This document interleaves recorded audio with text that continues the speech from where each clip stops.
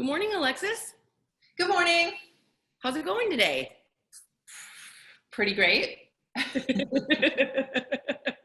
Yeah.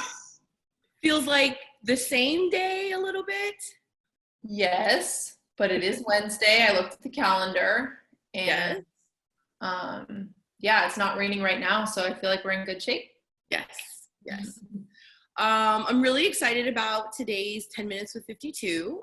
We've got lots of creatives in our community who are craving this type of information, tips and tricks. So thank you so much for agreeing to share best practices.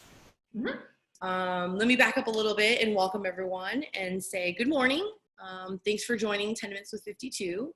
My name is Elaine Sheh. I'm the Community Engagement Manager. 52 Limited is a creative and tech staffing agency. We are local to the Portland area. And today, the amazing Alexis Dane, Senior Creative Recruiter, will be talking to us about mid-career portfolios and best practices when presenting to a hiring manager or to a recruiter. And we'd love for you to hold all of your questions to the end.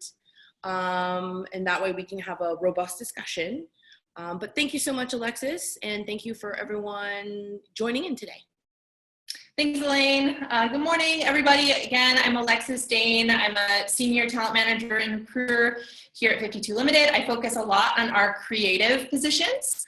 And so over the last few years, I've spent a heck of a lot of time looking at portfolios. So this morning, I'm just going to be sharing some quick tips on how to make sure your portfolio is as effective as it possibly can be. So this is really going to be focused around digital website-based portfolios specifically, which really is the industry standard. So if you don't have one yet, make sure you work on getting one up there.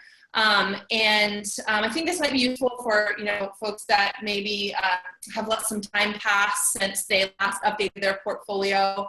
And I'm really going to make this general, so it can really be for design or writing or content strategy, really any creative pursuit. And if you're well into your career at this point, you likely have a platform chosen already. You maybe have something live, but if not, there are a lot of platforms out there: Squarespace, Cargo, Wix, etc. Some of them are paid platforms, some of them are free. So just do a little research, pick one that works for you, and go with it. So I'm going to launch into my 7 tips, and the first one is to think of your portfolio as a project in and of itself. The design, the layout, that is just as important, if not more important, than the actual projects that you're going to put into your portfolio. If a hiring manager is landing on your website page, they, within a few seconds, are going to make a determination about whether or not they want to continue in and actually click through and look at the work that you've spent so much time on.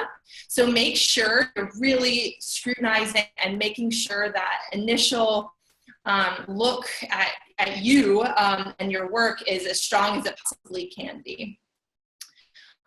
Tip number 2 is make it easy to understand. There are a few elements that go into that. So the first, it seems a little bit silly to say this, but in addition to your name, I like to see a headline below that. So if over the course of your career you have become specialized in something, so maybe you're an illustrator, a motion designer, you're a UX designer, you're a senior copywriter, go ahead and throw that up there just the way that you would in a resume to sort of call out what it is that you're all about. Throw that up on your portfolio as well. It's easy to assume that people know what you do because you are you, you're doing your thing all day long, but somebody that hasn't met you before, isn't familiar with your career, make it easy on them. Tell them what you're specialized in, tell them what you're all about. That's an easy way to do it. The next part of making it easy to understand is to label each project in your portfolio, not just by the brand that you were working on or what the campaign was called, but by the type of work that you are showcasing. The reason for doing this is because a hiring manager or recruiter might be looking to fill a specific type of role, and they need to know that you can tackle specific deliverables.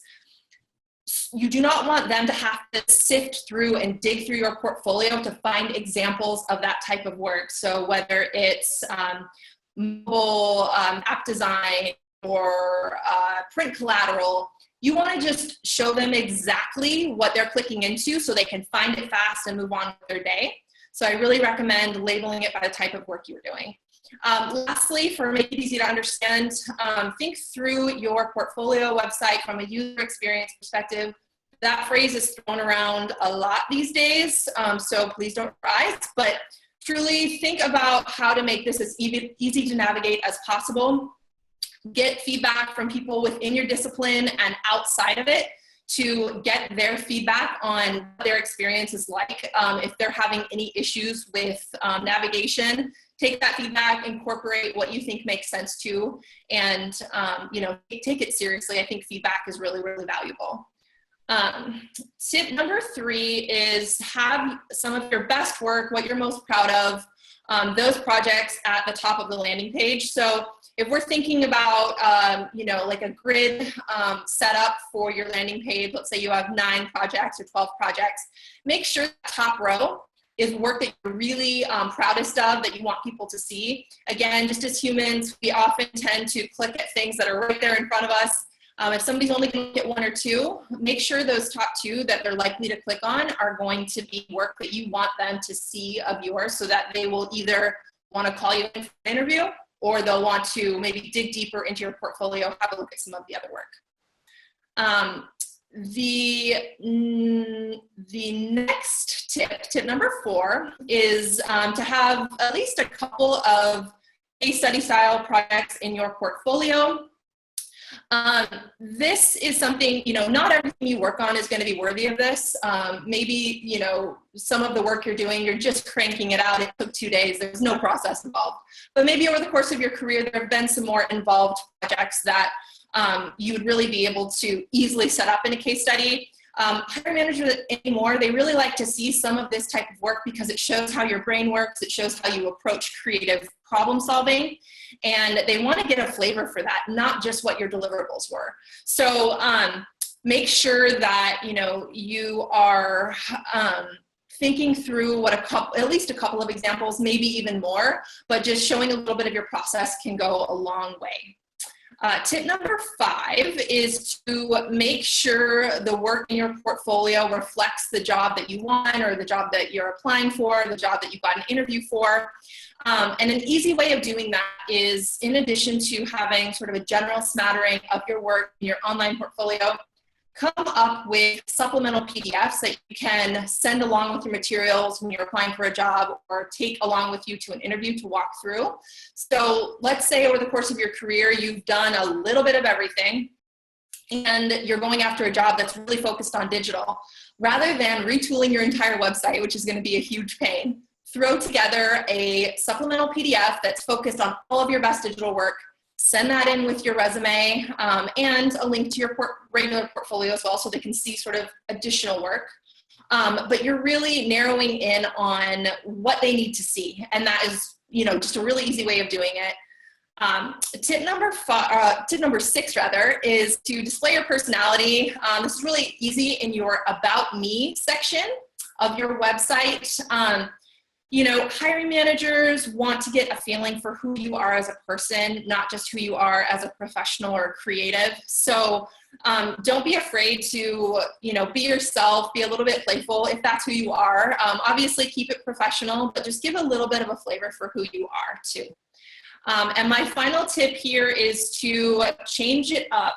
Do not let your portfolio get stagnant. It's really easy to do that because when you're working full time, who wants to be bothered with messing around, updating their portfolio? But I really encourage you to stay on top of that if you can. Update as you go. Set yourself a calendar reminder every 6 months to take stock of what you've worked on in the prior 6 months. Was there anything worth sharing on your portfolio? If it's going to be case study worthy, can you jot down some thoughts about what the process looked like? Make sure you have the visuals to go along with it. So have those files. And just keep things fresh. As you move through your career, some of the earlier stuff that's from years and years ago, drop it off altogether. You want to keep things fresh and, keep just showing your best, strongest work that's most relevant for today. Last point on this is just, as we all know, there's sometimes work that cannot be shared legally. So always, be in touch with your manager, your employer around work that can and cannot be shared publicly. You can always throw some work that needs to be hidden behind a password protected section of your website, or just tell people that they can request more information on it. You can go over it in person, that sort of thing. So that's an easy workaround there. But just keep it fresh, do it as you go along. Your future self will thank you. So that's everything. Please feel free to link in with me on LinkedIn, and I'm happy to take any questions. Awesome. Yes. If anyone has any questions, please feel free to use the question and answer or the chat box. But I do want to say, especially that last point can be applicable to anyone, right? Especially in this economy, anything can happen. And I think it's really important for everyone at any given point in time to make sure that your resume is up to date, that you're keeping track of accomplishments and various projects that you work on, because it's always really, really tricky to work on resumes when you have to. When you can kind of make it a little bit of a side project, when you don't necessarily need to. I think that you can attack it in a more positive spirit as opposed to, right. We've got a question from Josh Smith, who wants to know, how can a copy editor display a quick glance portfolio without a long before after experience? A long before and after experience? I'm not quite sure I understand the question. I think with copy editing, I think that portfolios around copy editing aren't as necessary all of the time. I think setting it up more as sort of work samples makes more sense there. You're not always going to have a ton of process or a ton of, really visually compelling work to show there. So I think just thinking of it as setting it up as, just work samples, kind of showing what your capabilities are, and maybe explaining more around, the full extent of your copy editing experience as a few sentences prior to showing the work would, get the job done easily. Awesome. Josh says, thank you.